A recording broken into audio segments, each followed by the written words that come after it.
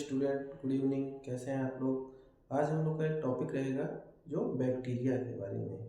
Bacteria क्या है, इसको कैसे देख सकते हैं, इसका साइज कितना होता है, कितने टाइप्स का होता है, इसका स्ट्रक्चर क्या है, फ्लैजिला के आधार पे हम इसको कितने टाइप्स में डिवाइड करते हैं। तो आइए आज हम लोग देखते हैं बैक्टीरिया के बारे में। Bacteria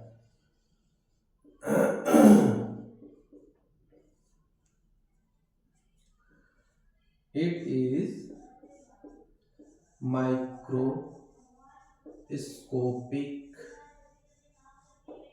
and unicellular।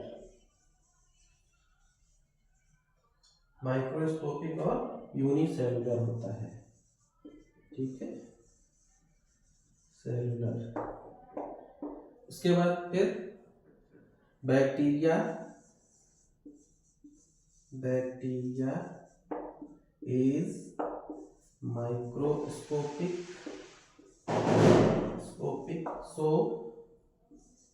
so it cannot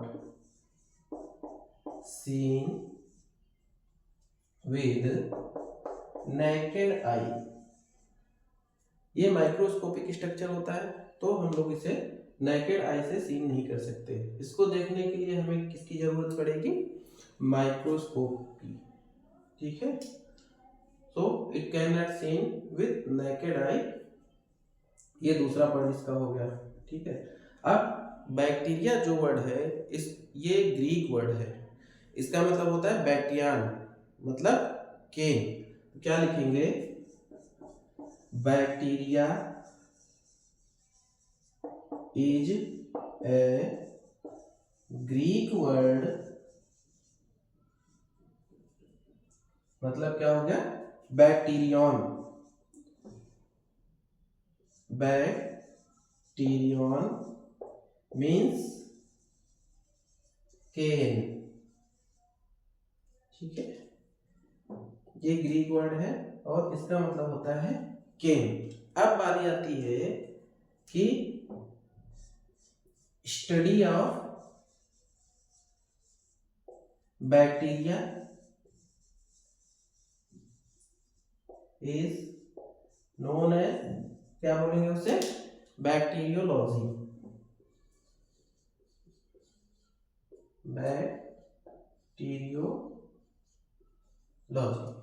study of bacteria is known as bacteriology.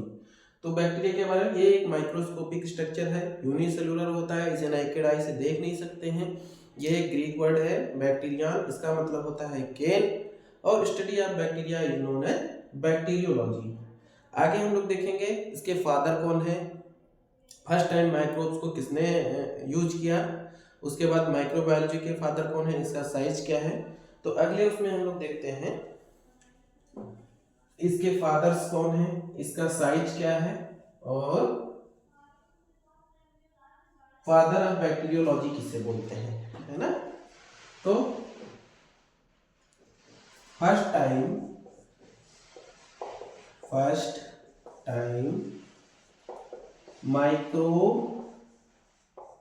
microbes word used by, किसने यूज किया?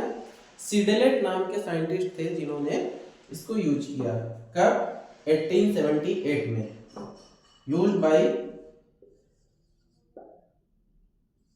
सीडेलेट इन 1878 में, ठीक है। उसके बाद father of bacteriology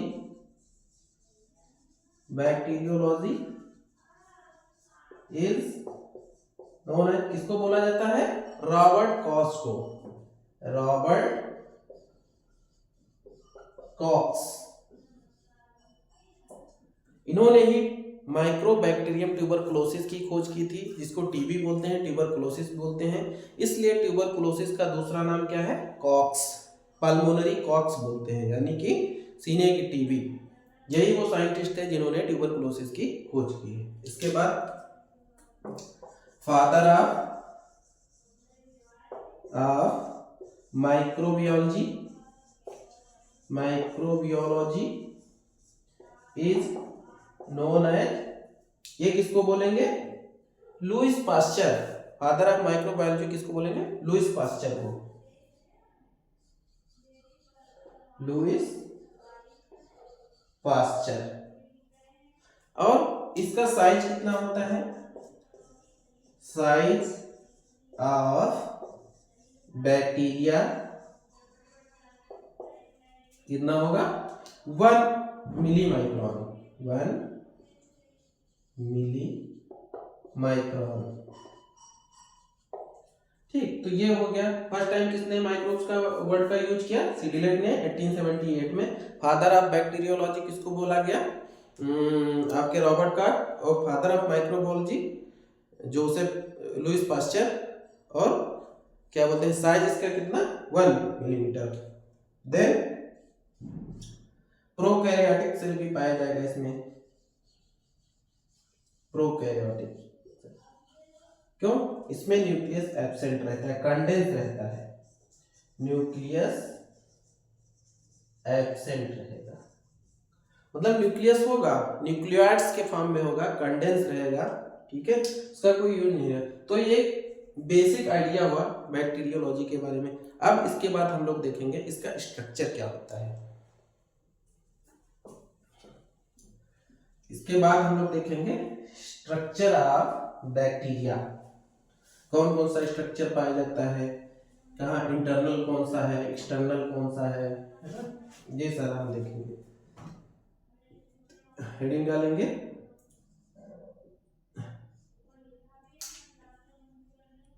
structure of bacteria. Bacteria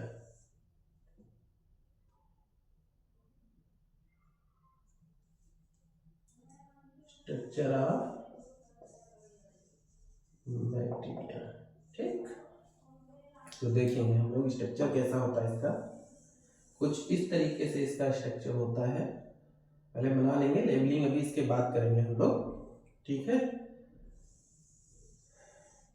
ये इसका आउटर लेयर होगी जिसको बोलते हैं सेल वॉल। ठीक है, यहां से बेसल बॉडी के थ्रू फ्लैजिला निकलते हैं। ठीक है, ये हो गए इसके सीलिया, पिलाई।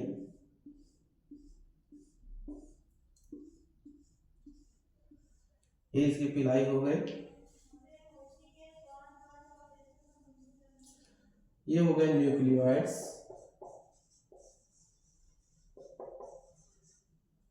ये हो गई सेल वॉल। ये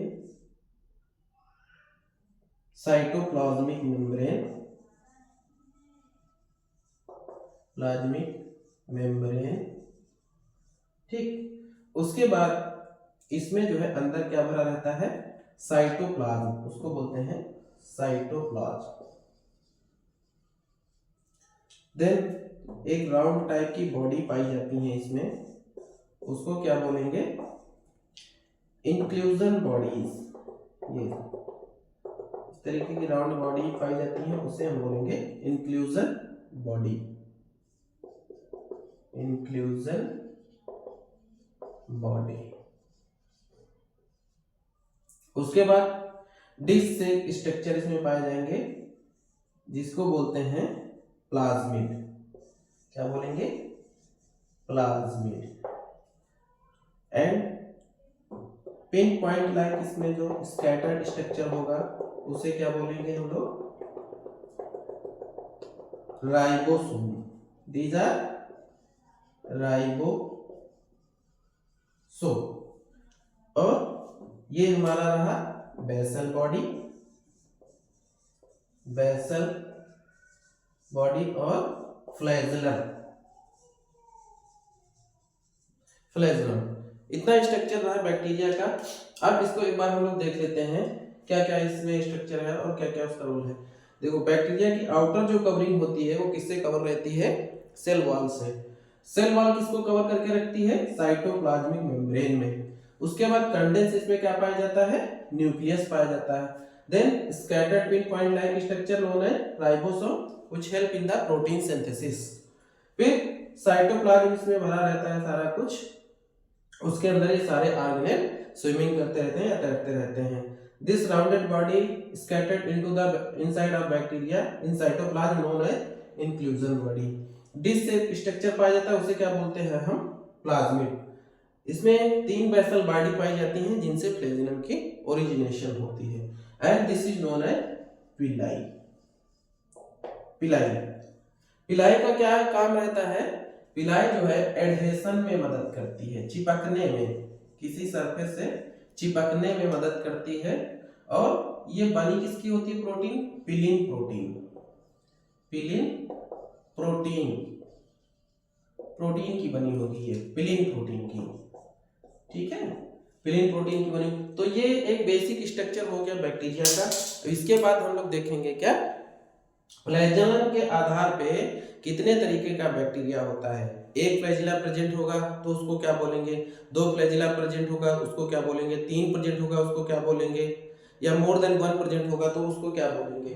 तो नेक्स्ट स्लाइड में हम लोग देखते हैं कि types of bacteria according to number of flagella. ठीक है, टाइप्स ऑफ, क्या लिखेंगे? टाइप्स ऑफ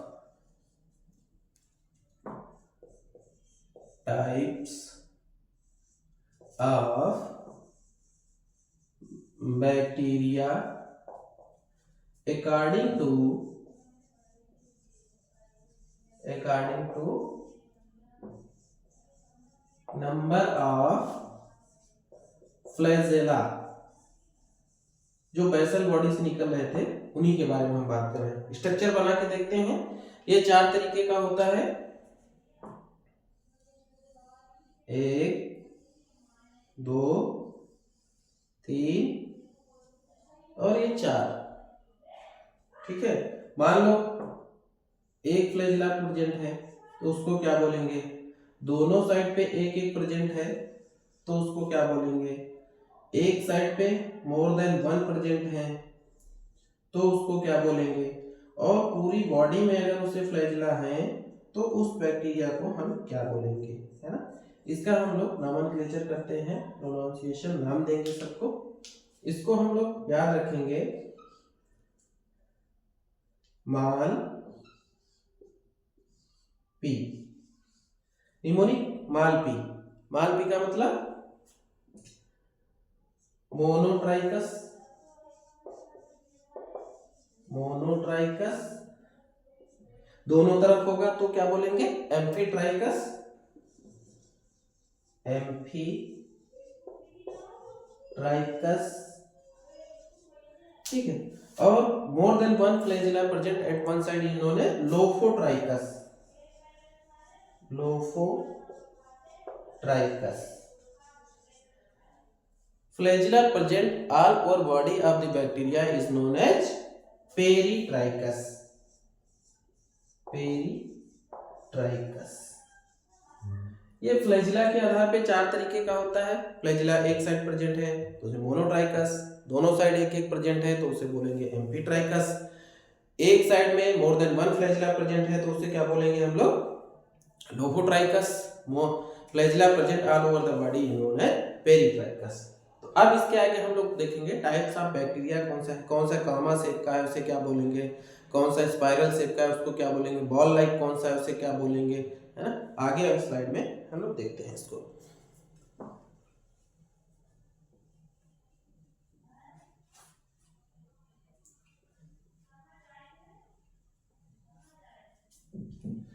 अब देखेंगे हम लोग types of bacteria according to shape. Types of bacteria according to shape. Shape के आधार पे उसको हम देखेंगे वो कैसा होता है ना।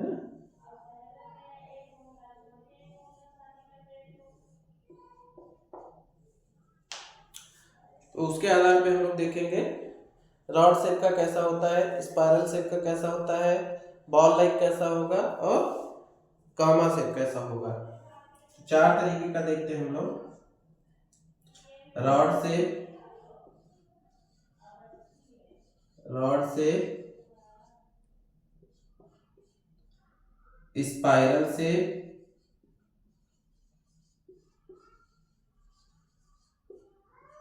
उसके बाद बॉल लाइक, इसके बाद कॉमा शेप,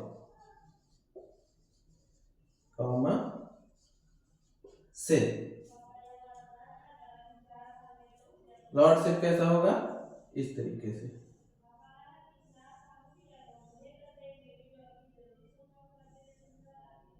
इस तरीके से।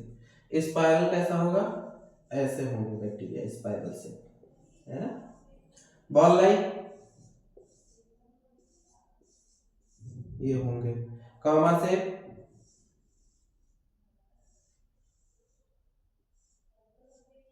ठीक। रॉड शेप जो होगा उसको क्या बोलेंगे हम, बैसिलाई। क्या बोलेंगे, बैसिलाई। स्पाइरल, स्पाइरोकीट्स,